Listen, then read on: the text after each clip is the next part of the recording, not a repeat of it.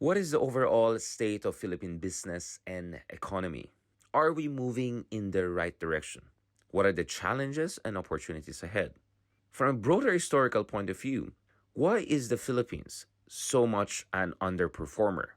Where did we go wrong throughout the past decades? And why have we been left behind by our neighbors, including many of our peers who are now way ahead of us? Forget about South Korea, Taiwan, or even China. Think about Vietnam and Indonesia. Oh, and yes, Cambodia is also knocking on the door. What did the Philippines get wrong in terms of its economic policies? But at the same time, is the Philippines also getting something right? After all, we're still one of the fastest growing economies in the region. Is our growth model sustainable? What modifications are we making or could we make in the coming years to push the Philippines in the right direction? Can and should we transition from a much more service oriented economy into one that is more manufacturing driven? Is there room for industrial policy, greater regulation, and a much more determined and focused and purposeful government economic policy? To discuss these issues, we have a very special guest. Thank you very much, Stephen, for joining us. I mean, it's been quite some time. I was looking forward to a conversation with you. You're one of the, I would say, the more makulit thinkers, and I mean it, of course, as a compliment. And I think with so much happening in the country, so much debates, and so much, someone would say, confusion about what is the state of affairs, I thought someone like you would be very helpful. But before we start, I mean, you are now you're still in an independent capacity, but now you're affiliated with the Maharlika Yes. Fund. Can you explain to us what is Sure. what is that? Well, first, Richard, thank you very much for inviting me. I've always admired one of the things I think is not respected enough in the Philippines is people who think before they talk, and you're one of those in that category. People can disagree with conclusions, they can even disagree with the premise, but if it's factually based and thoughtfully analyzed, you have to respect that. And we don't have enough of that. And you're one of the few people who rigorously adhere to that. So it's an honor to meet you. So now with that, Maharlika, yes, I took my oath in late July as an independent director. So I'm not a paid employee of Maharlika, and I'm not an official government ex officio director. I'm an independent director. I'm a full member of the board, but so the independent directors are not paid a salary. We're paid per diems for attendance and so on. So that's my role. I'm an independent director of Maharlika. And I remain an independent director of other companies, some publicly listed, some private, which I'm very honored for their kindness and gratitude. And even though I retired as an investment banker in 2022, some clients still ask me to advise them and consult with me. And I'm very honored that even though I have no more platform or institution to support me, some people still think it's worth listening to me or asking my advice. So that's what I do now. I mean, I'm 66 years old. It's time to pass it on to other people.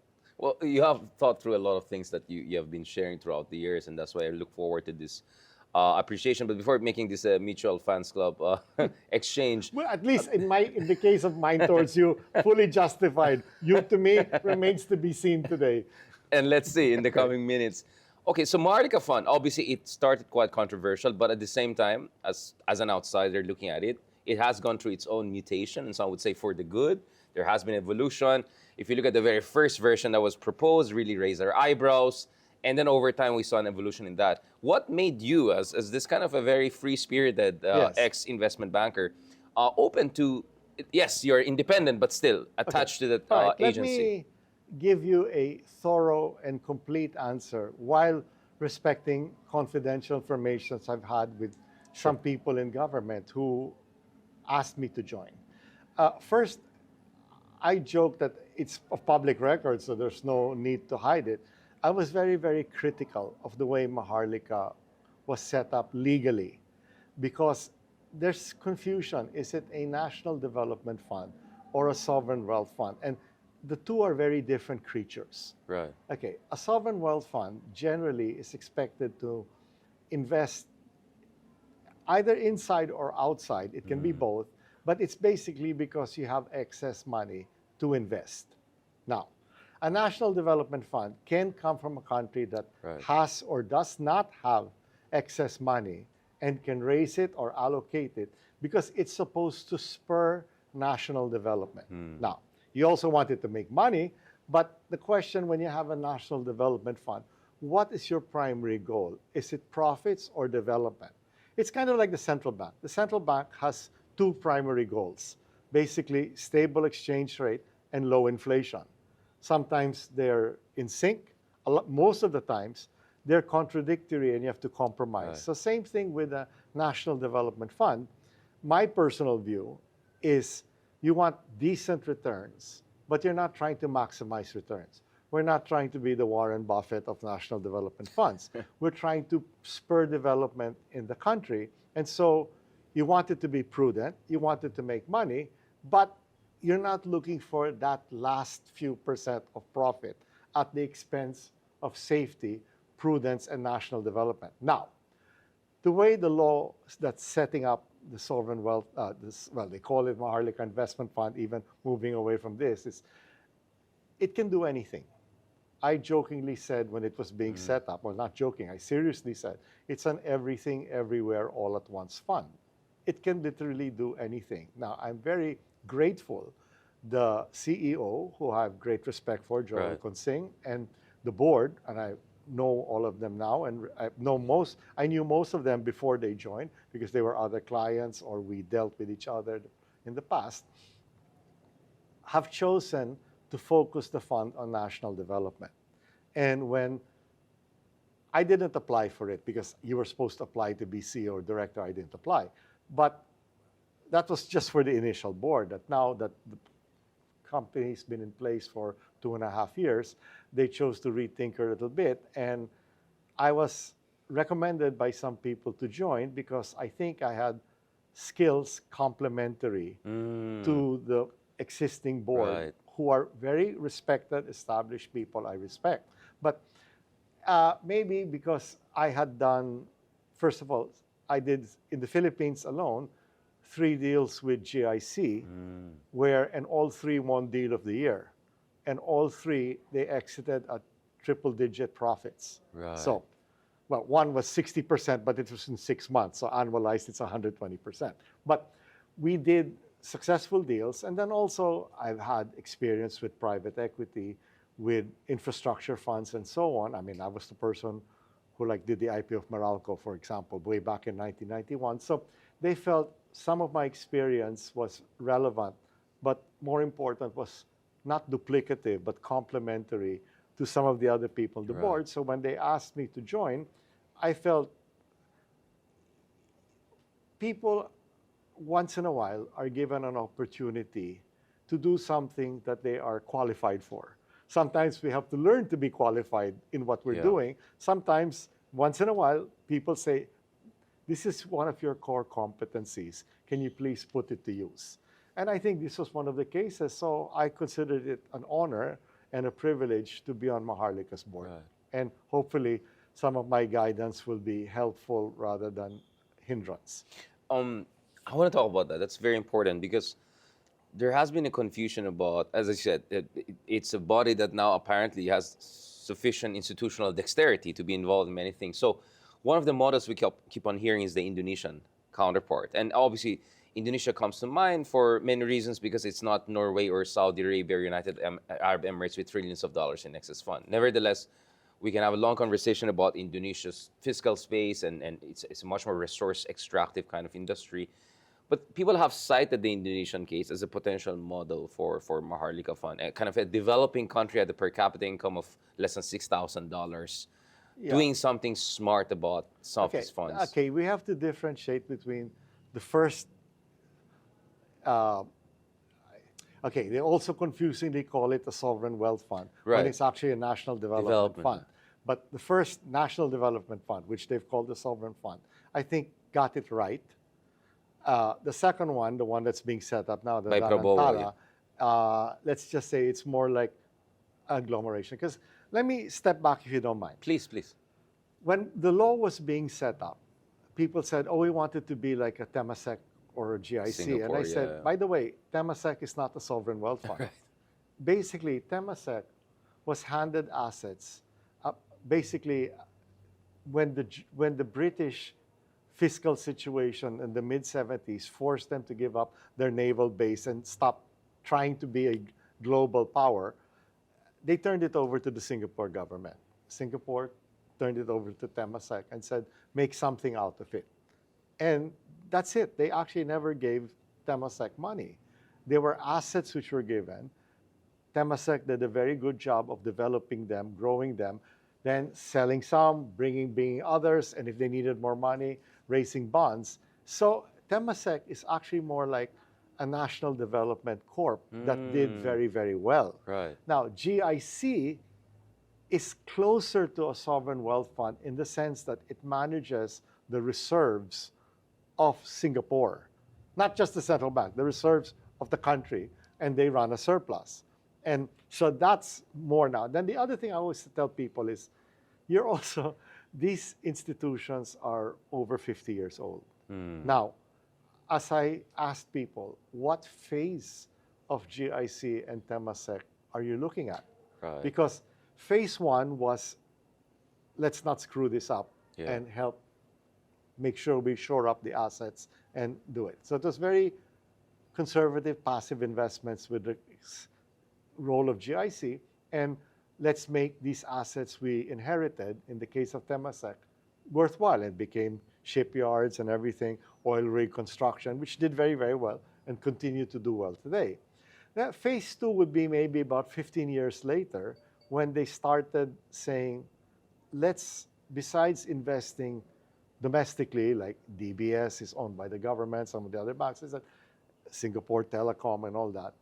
Now, especially since in the early 90s, a lot of them went public, they still remain with the big share in the government, but then there were windfall gains to Temasek and GIC. He said, now, besides looking in Singapore, which we continue to do, let's start gently looking abroad, because they had surplus funds now and less opportunity domestically, given the size of the Singapore, 5 million people to do that much. So then their initial phase was just to invest in mutual funds and bonds internationally. That would be like the second phase after the initial all domestic phase. But by the way, and they never gave up domestic investing. It remains a core and important part. Then the third part of Temasek was, they said, and GIC, let's be a little more aggressive. So they became limited partners in private equity firms and other sovereign wealth funds, other private equity firms and other asset managers, and put money and see how it goes. And also did the same domestically. Now, the most recent phase is, without giving up any from phase 1, 2, and 3, they said, let's start investing ourselves directly. So like GIC's private equity fund is the one on the 3 deals I worked on, put money into Century Pacific Food, Right. put money into Shakey's, and put money into Mondenisin. In addition, they're also in Metro Pacific Hospitals. They're also in BPI. And so they've done very well in their investments, but that is the genesis. So please understand, the success of GIC and Temasek and the evolvement there is 50 years in the making. Right. So now, where do we want to pitch Maharlika? If you're looking at that as one of the models, I'll say, which version? Version 1, version 2, version 3, What version makes 4? sense given our Well, structural I would limitations? say version 1 and 2, because So play it there's- safe, a bit more conservative. play it safe and play it local. Because Right. there's so much opportunity and funding needs for development. I think it's not worth, even though the law empowers Maharlika to do this, I don't think they should go outside. Besides, in a limited sense, SSS and GSIS already do that. But that's policy. I'm just on the board. It's up to the Secretary of Finance, the President, and the CEO to decide on policy. Well, basically, this is where I'm asking to put on the other hat as the makulit thinker about this big picture, no? Because we're really forward-looking, and my sense with the government dealing with this administration compared to the 2 other administration is that It's interesting how much you can be critical of them and yet you can get their positive attention in a Yes. certain way. I don't know if it's a sadomasochist kind of dynamic, but it shows a degree of No, maturity I think to besides critique. maturity, I Yeah, think it also involves, first of all, self-confidence. right. And second, we've seen in past administrations, and many of them, where being defensive and prickly Right. has led to nothing. Nothing, yep. And I think to this administration's credit, they're open to ideas and they don't immediately think just because you're offering something, which could be the opposite of what they're saying, Yep. you're wrong or an enemy. You're just thinking. Right. Like, I mean, as I said, I'm kind of was surprised that they asked me to join the board, given how critical I had been publicly about I very publicly stated I'm in favor of a national development fund. I am not in favor of the everything, everywhere, all at once powers it was given. And I've also been critical of the way the previous economic managers team set up how it was, so on and so forth. But when I saw that the existing board, the existing administration, and the existing CEO all were in line with what I felt was the right priority, because I said I'm in favor of a national development fund. I am basically aghast that the mainstream economic thinking in this country is basically over 40 years old. It's still Washington consensus, leave it to the private sector nonsense, where the National Security Advisor of the Biden administration, Jake Sullivan, publicly said, so this is Washington talking about the Washington consensus. They said the Washington consensus is a promise that was not kept. I want to pick on that. So I was just in Canada the other week, and the Carney administration is really big on the industrial strategy. Yeah, exactly. I was in Germany with Chancellor Scholz last year. We discussed industrial strategy. In the heartland of the Washington consensus, in Washington, D.C., we all talk about industrial strategy. And as I said, you're one of the people I appreciate out there because you're thinking outside the box. Of anybody where everybody's talking about leave it to the private sector and Washington consensus and the best government is the least government. I mean, for me, I'll be very blunt. That's really not just outdated thinking and wrong. It's lazy. It's self-defeating, I would say. Yeah, basically, what is that? What is the philosophy behind that thinking? Yep. Our government is lousy in industrial policy and doing things, so leave it to the private sector. Shouldn't the argument be then, shouldn't we make the government better rather than just say, get out, so what? I have a toothache, I'll blow off my tooth rather than go to a dentist? Certain things belong in government and certain things belong to the private sector. For example, infrastructure is not just to fit a backlog. In a proper country, it spurs development. That is not profitable in the beginning. Yeah. I mean, if you go back, they teach this in engineering classes in the US. Not that I'm an engineer, no, I'm not, but still, I'm told. The most successful, now 70 years, almost 80 years infrastructure project is the interstate highway system in the US. So Eisenhower. Eisenhower started that because when he was a colonel in the late 1930s, he was told, can you move some full troops with armor and everything from, I believe, the East Coast to the West Coast, just in case we have to front, we decide the war is in this front or that front or two fronts. And it took him 3 weeks. Oh, wow. And he said, this is horrible. And it really put people at risk. So you basically had to duplicate things and arm on both sides. Now, so when he became president, he said, I want national infrastructure development, the interstate highway system. And here we are. This started, I think, 1954 after it was passed. And here we are, literally 70 years later. It's still going. And if you look, they used to call the southern states and some of the Midwest states the flyover states, because you just fly over from the east to the west and the west to the east and the north to the south, but not in the middle. Now, if you go back, traditionally, car assembly was in Michigan. Right. Now you see it in Tennessee, in Alabama, and all these places. Why? Because of the infrastructure that was built. And that was not profitable. It was not toll roads. It was not made to meet a backlog. It was to anticipate and spur development. That cannot be left to the private sector because it is not profitable. Yeah. So we need that kind of thinking, and that cannot be in the private sector. Who will build an airport in a place nobody goes to?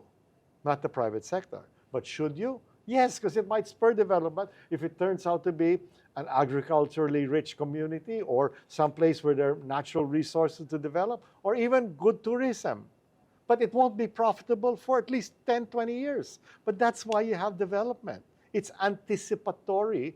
You know, even in business school, we learn about loss leaders. Right. Not everything has to be profitable immediately. And government may not do it very well, but they'll do it.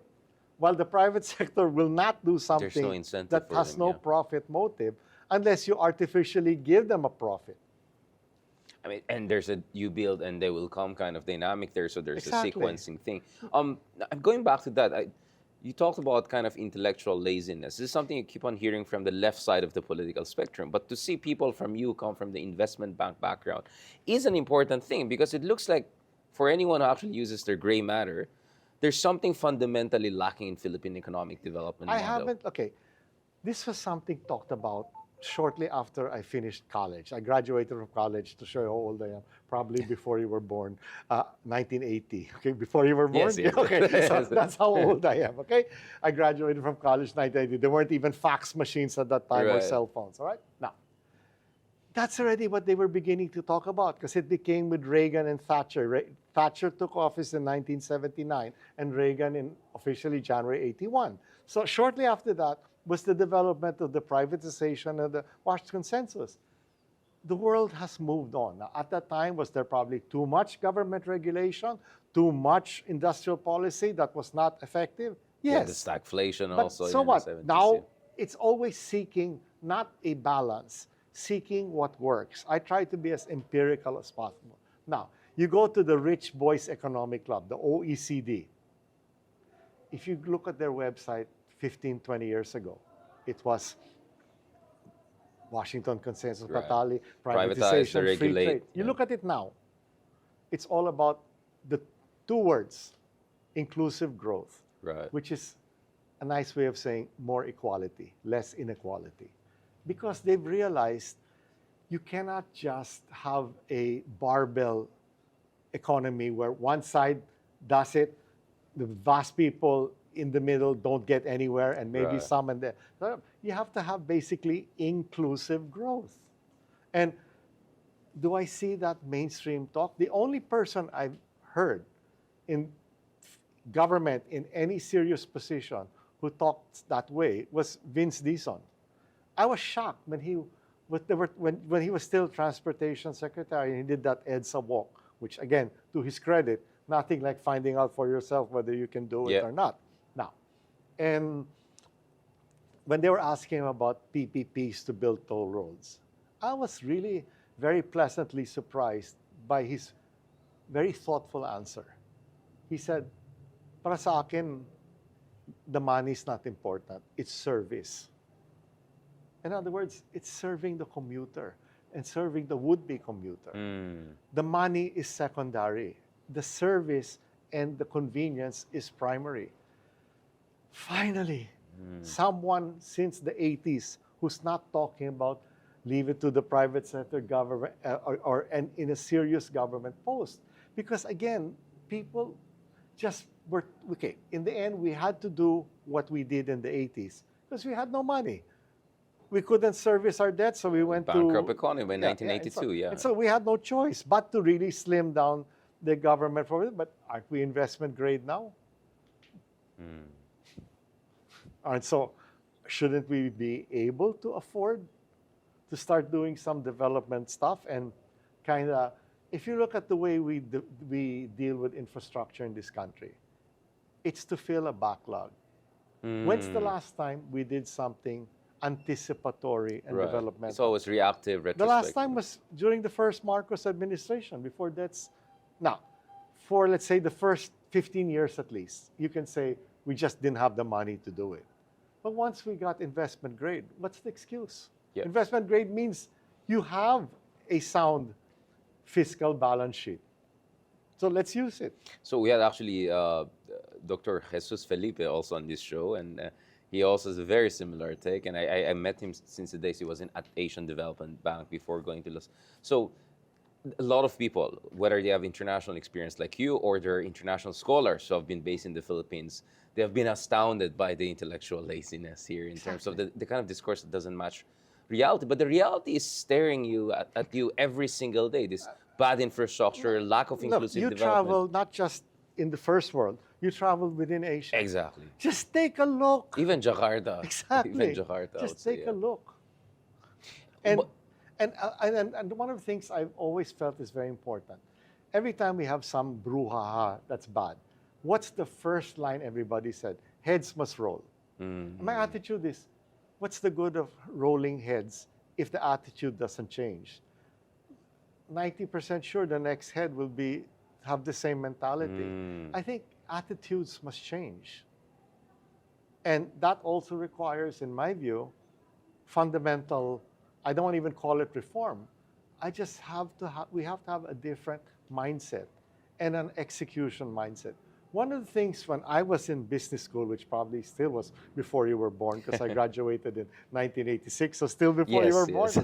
Now you're making me age reveal. No, you look young. That shows you how old I am. But okay, at that time, two of the things which were considered revolutionary, which are standard now in advanced countries, was Jack Welch, who's now not so popular, of GE, and Bill Right. Gates, Right. who had just took Microsoft public literally in 1986.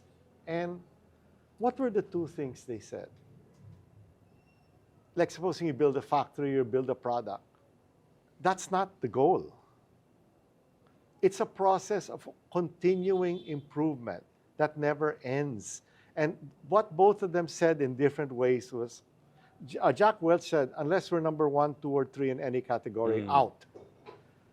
What did Bill Gates say for Microsoft, for Windows, and all these things? I want to be replaced by me. So at the cutting edge constantly. I will plan obsolescence and replacement so that I will not lose market share. In other words, what he did to IBM, he never wants to happen to Microsoft. But that ethos changed. Like, there used to be a joke about New York. It's such a nice place if only they'd finish it. Right. But the point is, that's the joke. It's never finished. It's a mindset that it's not, I have a goal and when I finish it, I'm done. No, it's continuous. It's a mindset of continuous improvement. Like, I was advisor to this SaaS company in the US that I ended up having to take out. One of their investors put in a new one, then advised them to go public, which they did in 2021. And I sat on the board for 3 years, okay? You guess how often they update that SaaS product, which is like internet integration security, and they're a platinum or gold partner in certain aspects for Microsoft. You guess how often they update their software? No idea. Every 2 weeks. 2 weeks? Oh, wow. Every 2 weeks. Wow. Why do they do it every 2 weeks?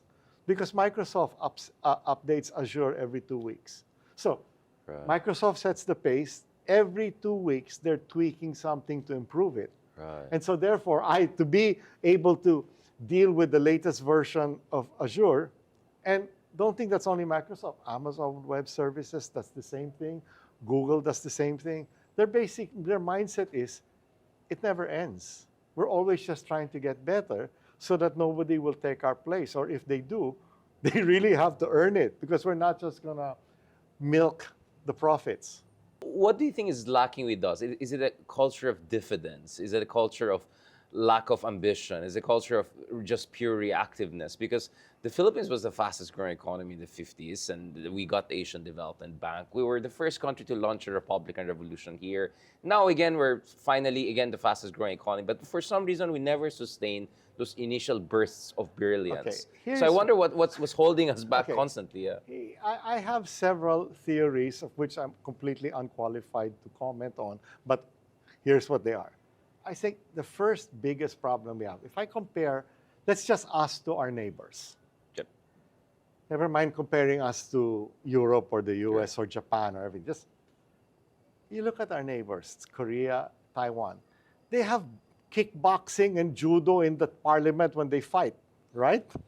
Well, sometimes more than that, I would Exactly. say. Yeah, But yeah. yet they're progressing. Yeah. Thailand, as they joke, the temporary constitutions last longer than the permanent constitutions. But they progress. Now, what have I observed having been, because I used to be chairman and CEO of Asia, and prior to that, for Evercore, and prior to that, vice chairman for ASEAN of Macquarie. So I had to do a lot of marketing and deals. I won a deal of the year in Thailand as well, Yeah. besides here. And so I had to observe firsthand what the best and the worst in many countries did, Right. and the best and the worst of ours. So what's the thing I noticed in governments compared to us, which I think could point the way to some substantive change for us? One, not everything's political. Just like the interstate highway system, Democrat administration, Republican administration, it's a consensus that expanding the interstate highway system is good. Now, you can argue where, you can argue how much, you can argue whether you add, but it's good. Now, I look at these countries. Right. Certain issues are not political. Food security, economic development and industrialization, basically education. These are all non-political issues. Now, we'll fight over who will get this post, that post, these minor policies, but on that one, regardless of who's the prime minister, who's the president, which party, it continues. That's number one. So it's maybe time for us to stop fighting over every program when government changes. Number one. So continuity in that sense Exactly. is important. Now, Yeah. we can argue and have changes, social policies, some things, military policy, whatever, foreign policy, but on certain key issues, education, food security, industrialization, economic growth, it's not an issue. It's a process of continuous development that doesn't change or admit. Second, I worked on the privatization of PTT, okay, in Thailand, and also with EGCOM. We never dealt with the cabinet minister. It was run by the head of the civil service for that industry. Interesting. And So a professional bureaucracy. yes, you had a professional, A well-paid yeah. bureaucracy. Now, Key point. they could make more money if they moved to a private company, but they were making enough money so that if you had a developmental bent and you liked doing that kind of work, Yeah. you were not tempted to be corrupt, or if you were corrupt, then you really were greedy already. And there was a prestige. There's an element of working Yes. in like meaty in Japan, Yeah, right? Or exactly. things like that. Exactly. Yeah. And now, Singapore carries it to the highest level where the prime minister makes $2 million US a Yeah. year. The cabinet makes over $1 million. And that's why even Lee Kuan Yew said, I think we might have overdone it because now people want to join government rather than set up companies. Yeah. But there's a balance where you pay the civil service well Right. so that you attract good people and you Keep them there also. and lessen temptation. Yep. Now, we have a civil service here where at how many levels is it a political appointee? Second, how much discretion do they have? Third, never mind the pay. You ask people. There are times, because of we're investment grade and we have all this, but there are times they're not paid on time. Yep. And then they catch up later. Now, Right. you're already earning that. Assuming you're an honest person, how can you live? If you don't even know if your paycheck, which should come twice a month, might come in 3 months, then might come buos, then catch up.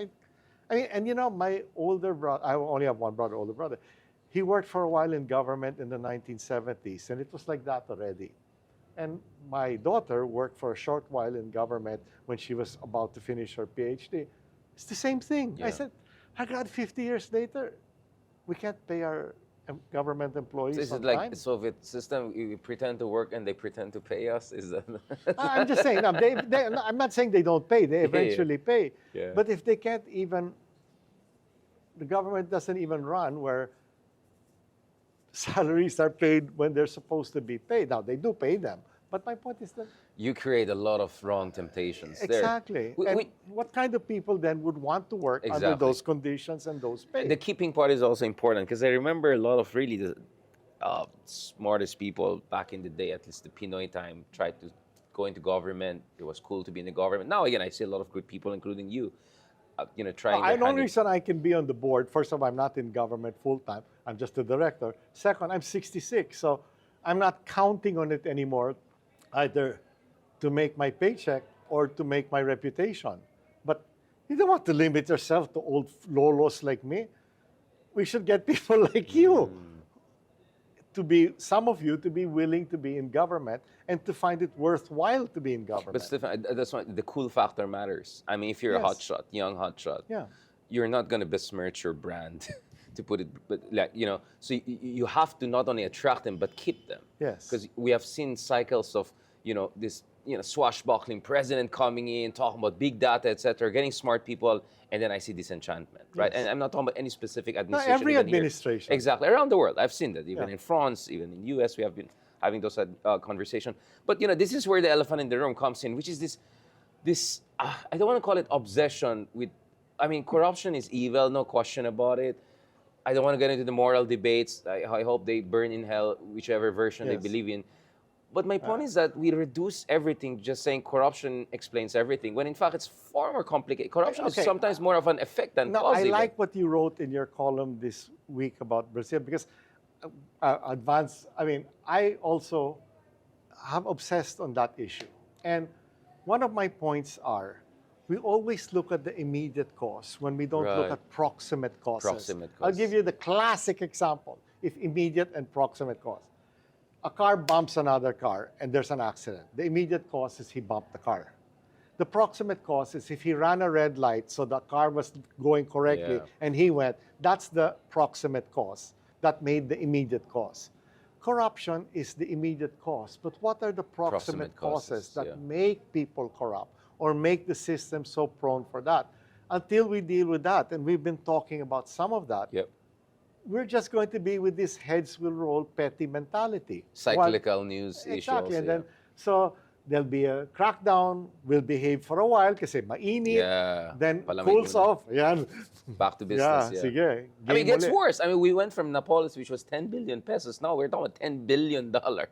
It just tells you things keep on getting worse. Well, Yeah. and that's where I say there are structural issues which arise from analyzing what are the proximate causes that make things happen. For me, one clearly is the government procurement system. Okay, as I said, there's institutional corruption. Let's talk about other countries who I will not name because clients and friends of Sure. mine have explained it to me in confidence.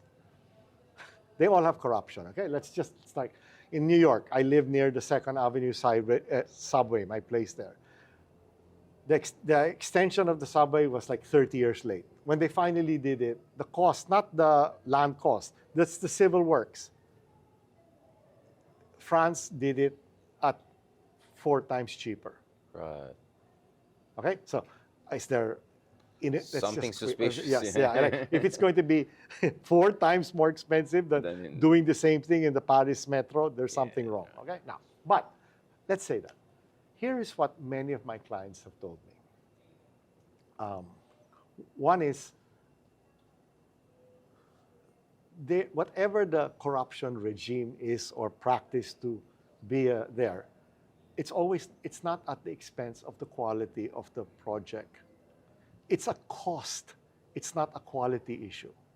In other words, there can be costs, escalations, and this and that, but it's not at the expense of the quality of the project and the good. Well, here we had that bridge na 1 truck lang went over, lubog na. I mean, The one in Isabela, if I'm yeah, not exactly. mistaken. But my point is, so it is not done at the expense of quality. It's just And added safety cost. for the So I buyer, mean, yeah. not that I want to even have that, but could we even start with that? That let's not compromise on the quality. Now, number 2, and this is, I don't want to be too harsh on us, but I have read, and the guy was talking about Africa, not about Asia or us. I forgot the name of the guy. He's an Arabist who predicted. I mean, George W. Bush listened to him after 9/11, and he was one of the few who predicted immediately when the Shah was. I'm trying to remember his name. I can't remember. He's passed away already, obviously. This is a Lebanese guy. He's sort of Lebanese English kind of guy. So. Yeah, I think. I'm trying to remember the name, but anyway. So he wrote the difference between what he said is basically bad corruption and horrible corruption.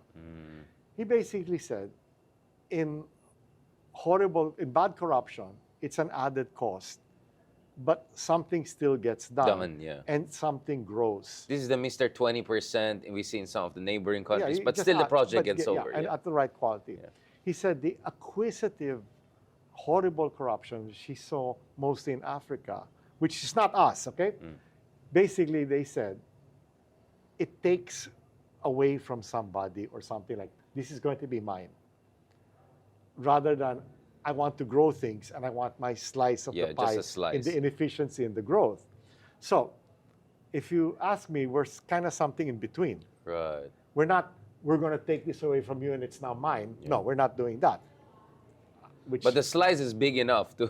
No, but the problem with the slice is, the slice assumes something was done, but in that sense, was it done? To specs. And if you go to the other places where it's a matter of cost, the quality and the specs are still taken care of. And for me, this is, I mean, even look at our education. Washiship, people don't realize he was educated in public schools, VMAPA High School. Right. Now, people consider Ateneo and UP not good enough. I tell you a true story. I had I had 3 clients during the first Trump administration.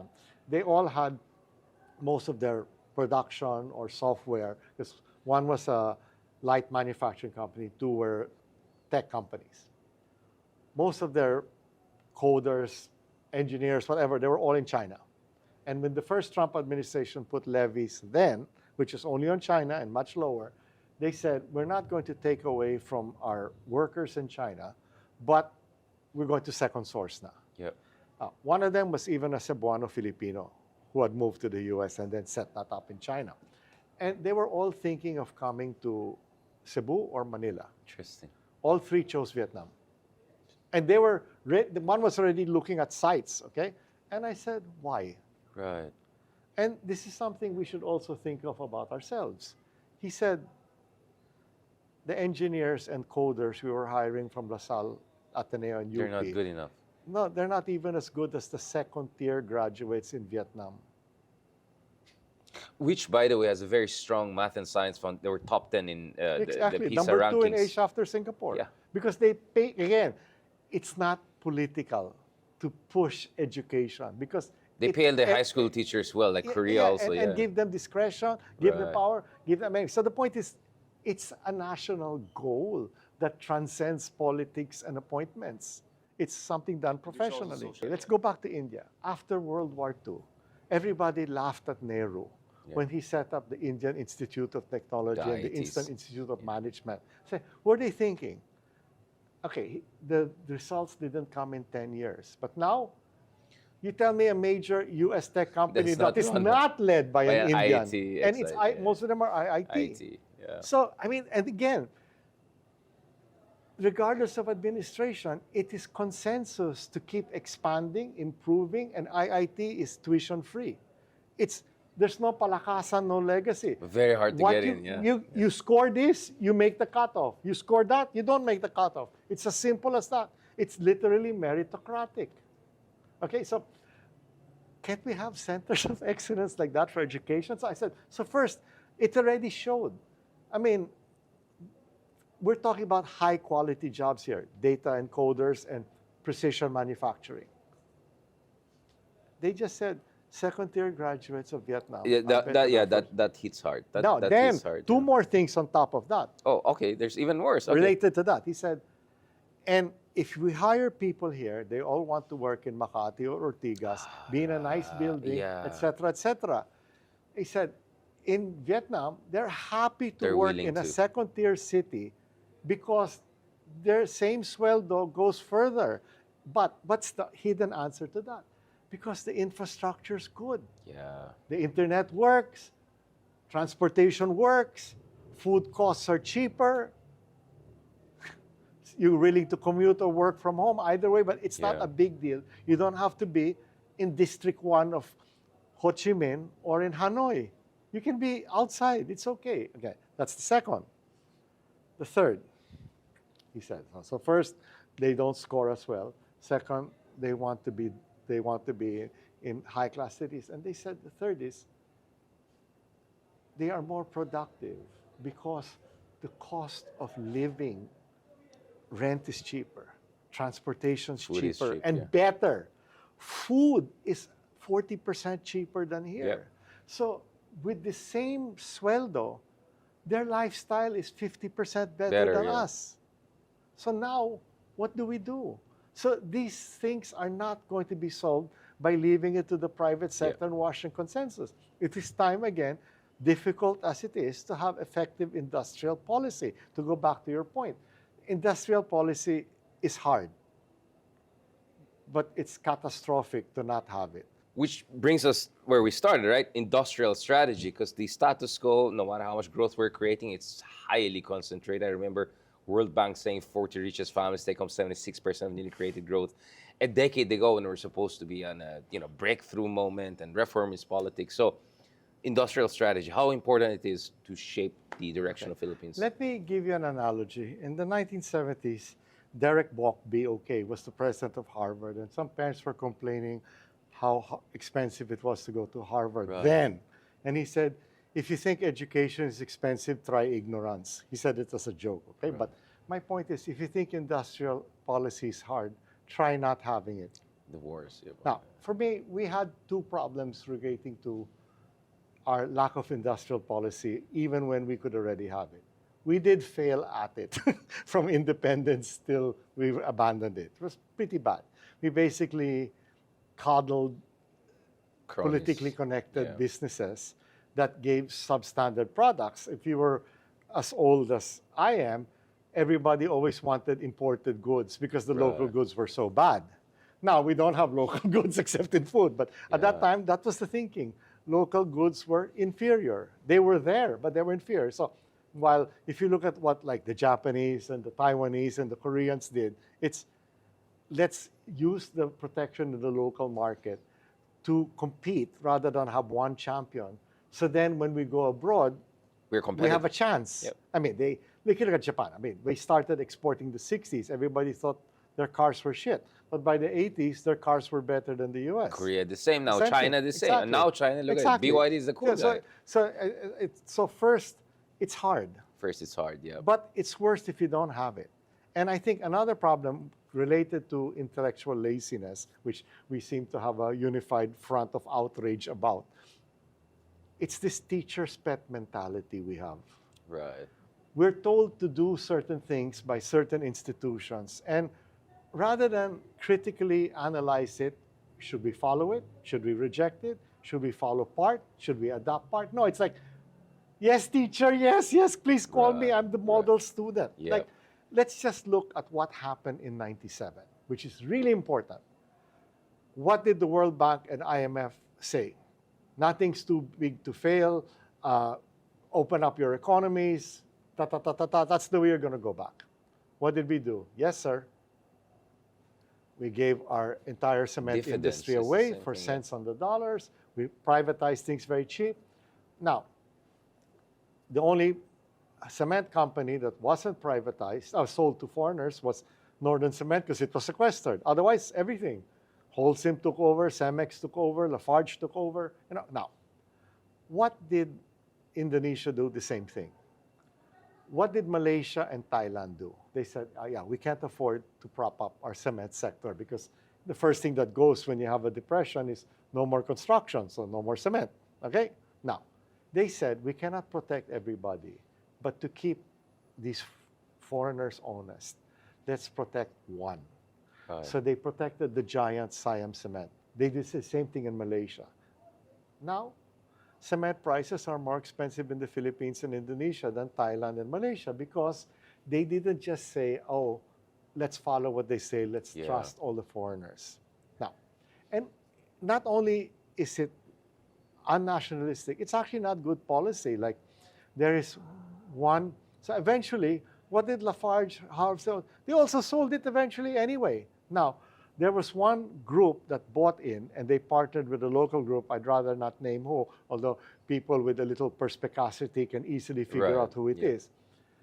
There was a bottleneck in their production that made them a little uncompetitive when prices went down. The local group wanted to improve it. The foreign global partner said, oh, because of our problems back home, we can't. Yeah. We're not allowed by our banks to invest outside of the home core markets until we finish that.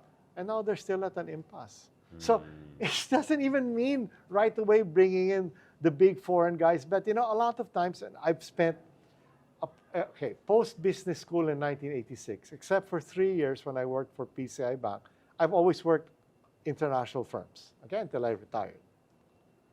They're not necessarily smarter. A lot of times they're just bigger. They came from a bigger home market, so they could be big and then Yep. go outside.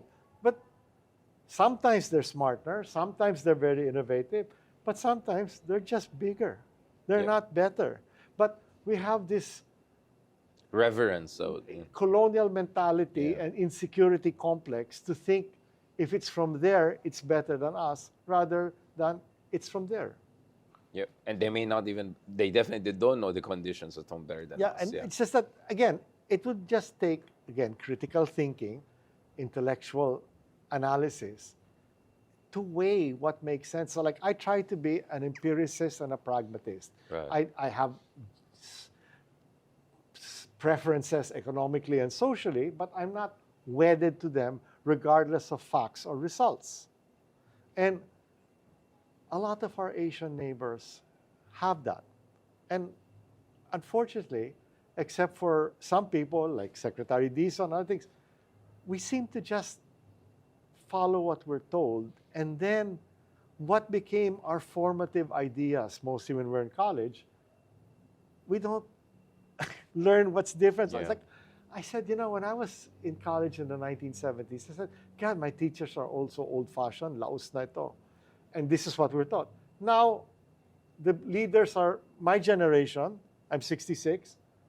My God, they're still thinking like the way we did in the late 70s and early 80s, not realizing we've moved on.